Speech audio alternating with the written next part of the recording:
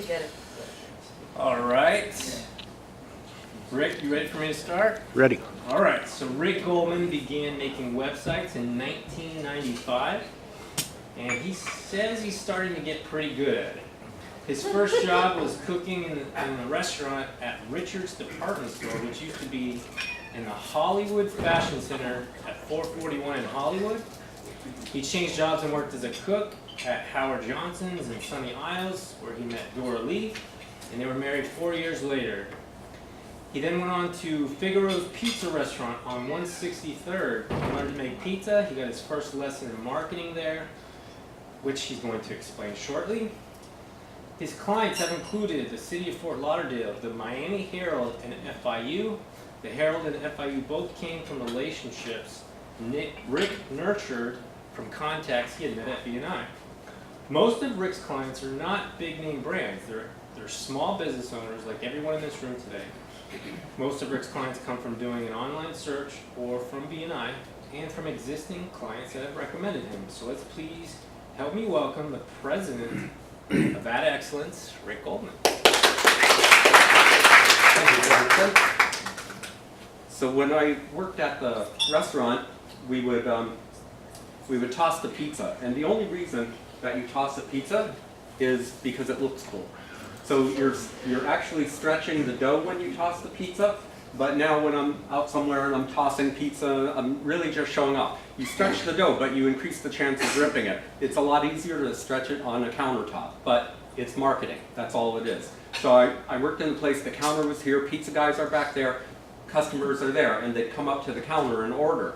So they'd see us tossing it, me and 3 Iranian guys speaking Farsi, and they'd go, I love this place, it's so authentic. There wasn't an Italian in the building. And the name Figaro's comes from Mr. Figarato, which does sound Italian, it's Indian. All about the marketing, that's all it is. So today I wanted to talk about marketing for morons. It's not like the Marketing for Dummies book. I mean, this is a business strategy where you're actually targeting morons. Perfect example, the Nigerian scam letter. We've all gotten the emails and we think, what kind of moron would actually reply to this? That's the point. They send out 10 million emails a month. If they got a 10% rate of return, how on earth could they respond to a million emails? They can't. So they make the email so ludicrous that only a complete moron would respond. 1/100% gives them 1,000 emails. You can manage that in a month. It's a good strategy. Here's one I saw. Ugly bathtub, don't replace it, I'll fix it. So if you respond to that ad, you're the kind of person who isn't expecting much. You'll say, well, it does look better than before. That's marketing for morons.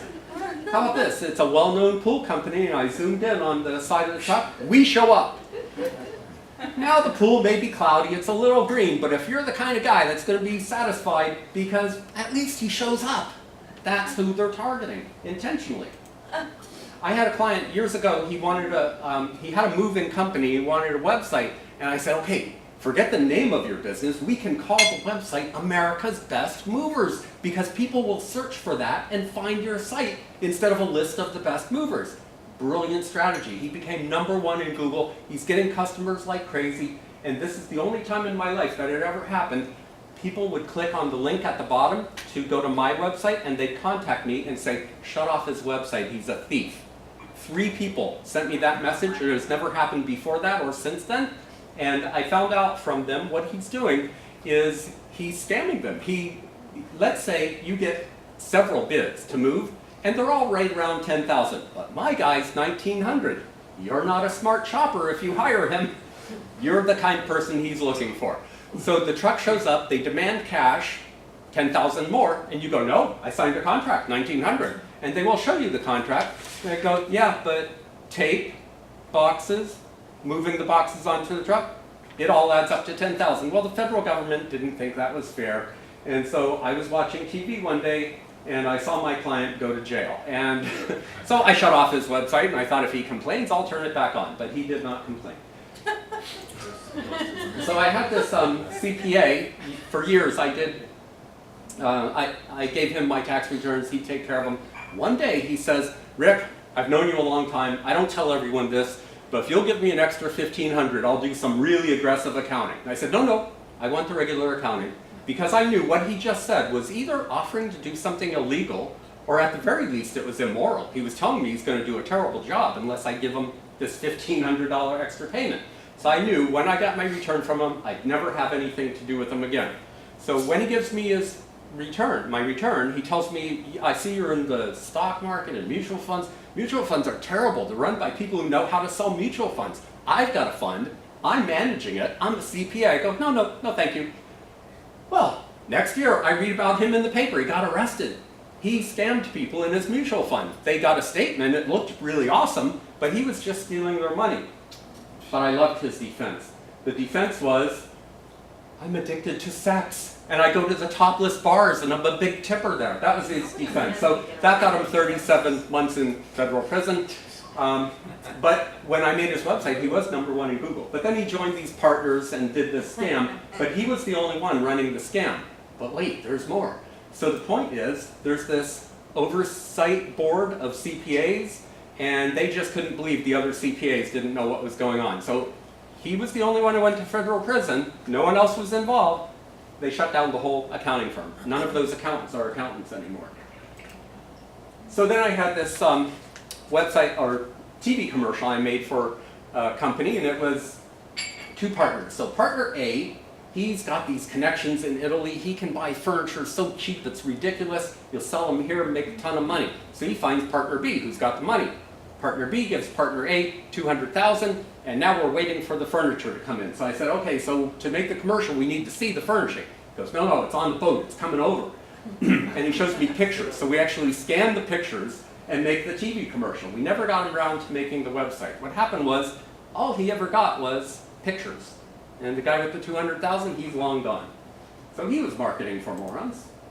He found them. Now I actually do work for people that are not criminals. So we made this TV commercial. We made this TV commercial, and my client told me that in senior care, a lot of the seniors have a dog or a cat. So they want to know that the caregiver is good with pets. So in the commercial, right at the beginning, we showed the caregiver walking Granny, and the pet is there. So the pet is my dog, Ruby, and at this point, there's no audio in the commercial. We're singing the jingle that we created for them. So I told the caregiver, you look at Granny, pretend you're talking to her, but just keep repeating, Ruby, I've got a treat for you. And so she did that, and Ruby stares at her, wagging her tail. So it looks like even the pet loves our caregiver. So they were very happy with the outcome.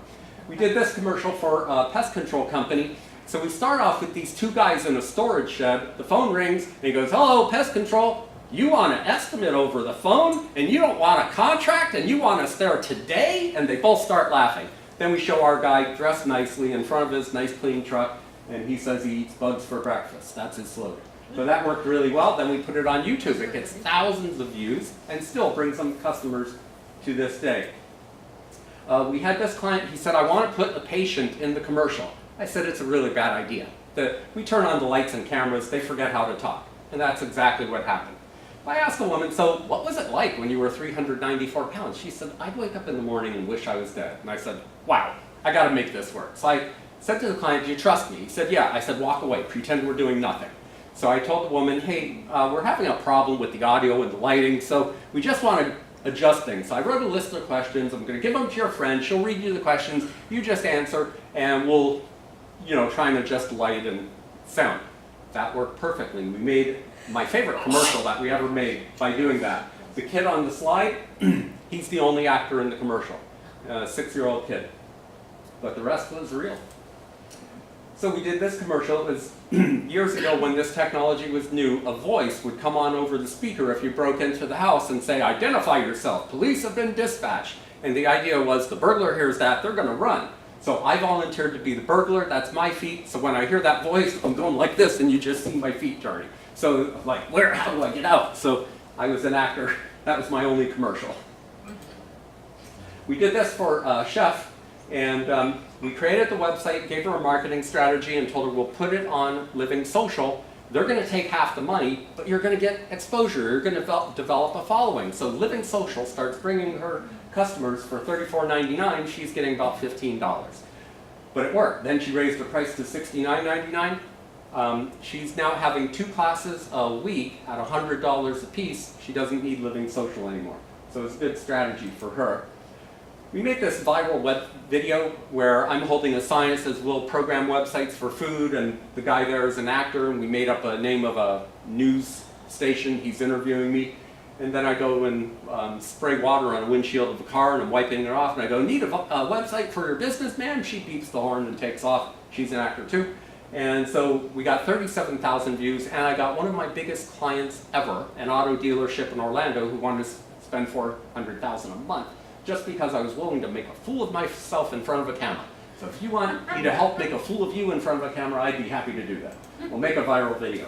We did this for a dentist, and we said, in a world where cavities run rampant, only one woman has the power to stop them, Dr. Natalia Benda. And then we show her, and it's 15 seconds long. It ran in the movie theater next to her office, but now it's on YouTube. Thousands of people see it all the time, so it's still working for her. Then we make trade show displays. Here you see one that looks like it's made of wood and brick, and another one looks like concrete with windows looking out at a brewery, the big tanks in a brewery. None of it's real. It's all fabric printed to look like that. So we do also corporate branding. We made brochures, business cards, letterhead, and website for this guy who was selling gold investments. And I think that's all for today. Thanks for your attention. I'm Rick Goldman.